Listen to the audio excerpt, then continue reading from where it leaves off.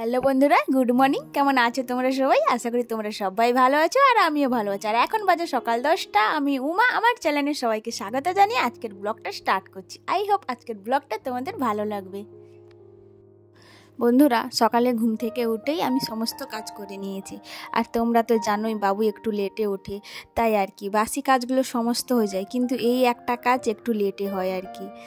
তো যাই হোক, আর আজকে আমি বেডশিটটা চেঞ্জ করবো আর কি। তো 3 দিন হয়ে গেল বেডশিটটা চেঞ্জ করাও হয়নি, তাই ভাবলাম আজকে একটু চেঞ্জ করে নিই। হ্যাঁ বন্ধুরা, আরেকটা কথা, তোমরা যারা আমার ভিডিওগুলো দেখো কিন্তু লাইক শেয়ার কমেন্ট আর সাবস্ক্রাইব কিছুই করো না, ভিডিও দেখেই বেরিয়ে যাও চ্যানেল থেকে, তো তাদেরকে বলছি প্লিজ বন্ধুরা আমার পাশে থেকো, আমাকে সাপোর্ট করো, আমার চ্যানেলটাকে সাবস্ক্রাইব করো, আমাকে একটু তোমাদের বোন বা দিদি মনে করে আমার পাশে থেকো প্লিজ। এইটুকু তোমাদের কাছে অনুরোধ রইল। তো আমি এখন চান করে চলে এসেছি রান্নাঘরে, রান্না করব। তো আজকে রান্না করব হচ্ছে সোয়াবিনের তরকারি আর একটা মাখা মাখা একটা করলা আলু দিয়ে বেগুন দিয়ে একটা চচ্চড়ি করব আর কি। তো আমি আলুটাকে আগে ভেজে নিয়ে তারপরে সোয়াবিনটা সিদ্ধ করে রেখেছিলাম গরম জলে, ওইটাকে ভেজে নেব আর কি।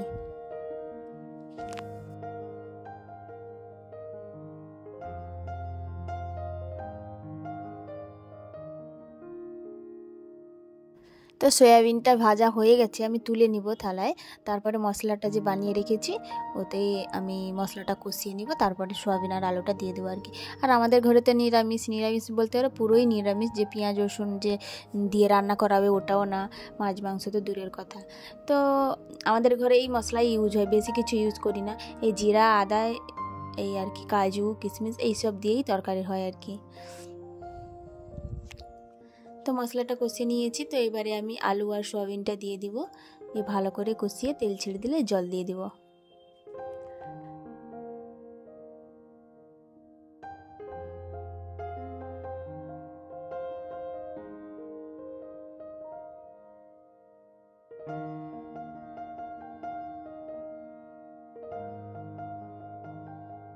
তো তরকারিতে আমি জল অ্যাড করে ভালো করে নেড়ে এদিকে ফুটতে থাকুক, আমি ওইদিকে ভাতটা বসিয়েছিলাম, তো ভাতটা গড়িয়ে নেব আর কি।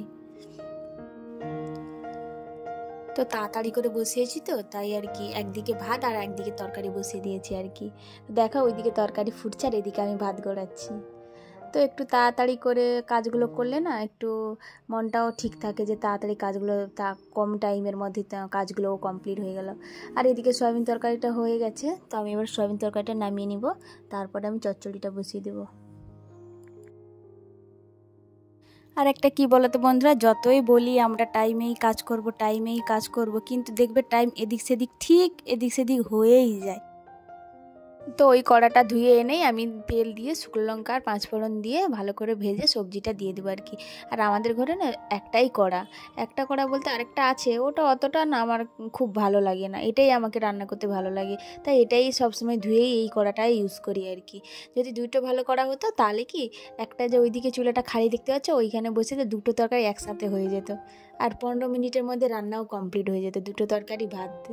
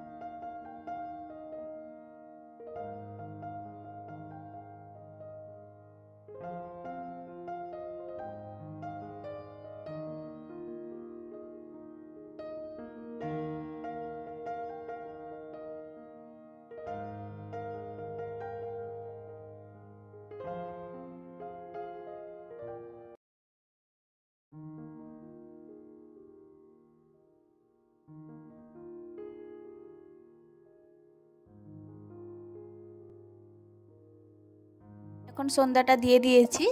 তো আমাদের ঘরে এরকমই মানে যখনই পুজো দেওয়া হয় কি সন্ধ্যা সকালে বলো এরকম ভোগ দেওয়া হয় আর কি।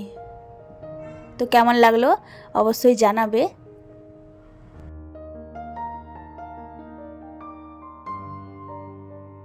তো আমার সন্ধ্যা দেওয়া কমপ্লিট হয়ে গেছে। তো এবার চলে এসেছি রান্নাঘরে। তো রান্না আজকে কি করব, আজকে হচ্ছে লুচি আর আলুর তরকারি করব। আর ওয়েদারটা না খুব ঠান্ডা ঠান্ডা, তো মাকে গিয়ে জিজ্ঞেস করলাম মা কী খাবে। মা কি বললো যে একটু লুচি আলুর তরকারি করো, ঠান্ডা ওয়েদার আছে খাওয়া হয়ে যাবে। সেই জন্য আর কি একটু লুচি আর আলুর তরকারি করব। তো আমি এখানে ময়দা নিয়ে নিয়েছি, তো একটু সাদা তেল ইউজ করেছি, তার সাথে একটু নুন দিয়ে ভালো করে মাখিয়ে আমি জল মিক্স করে 10 মিনিট রেখে দেবো আর কি, তারপরে আমি লুচিটা বানাবো।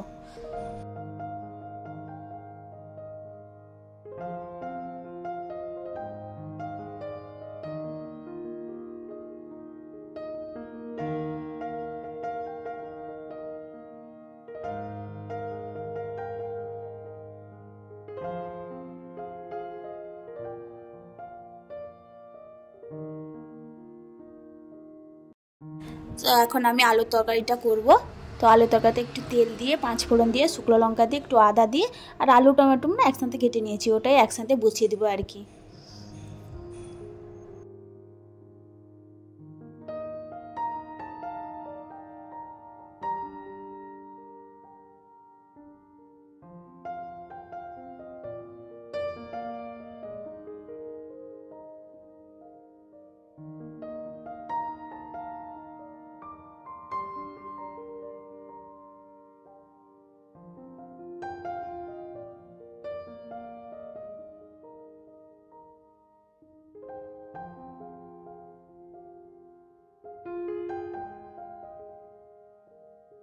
তো আমি ভালো করে কষিয়ে নিয়ে দিয়ে জল ঢেলে নিয়েছি। তো আমাদের ঘরে তো একটাই কড়া, তাই ভাবলাম কি যে আরেকটাই কোনো হাঁড়িতে তুলে নিয়ে ওইটা ওইদিকে ফুটতে থাকবে আর এইদিকে আমি লুচিটা ভেজে নিব, তো তাড়াতাড়ি হয়ে যাবে আর কি। তো আমি ওইদিকে কড়াটা বসিয়ে এদিকে আমি লুচিটা বেলে নিচ্ছি, দিয়ে ভেজে নিব।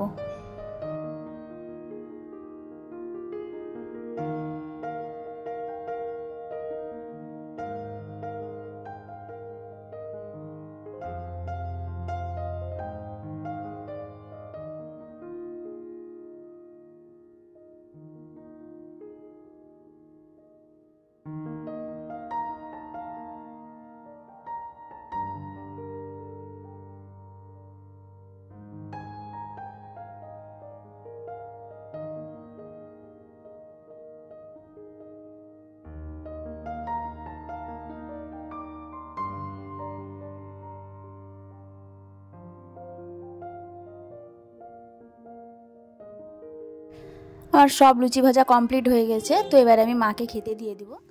তো বন্ধুরা ব্লগটা আমি এখানেই শেষ করছি। যদি কিছু ভালো লেগে থাকে প্লিজ লাইক শেয়ার কমেন্ট করো আর সাবস্ক্রাইব করে আমার পাশে থেকো। আবারও দেখাচ্ছে নেক্সট কোনো ব্লগের সাথে। ততক্ষণের জন্য তোমরা সুস্থ থেকো, ভালো থেকো, বাই, গুড নাইট।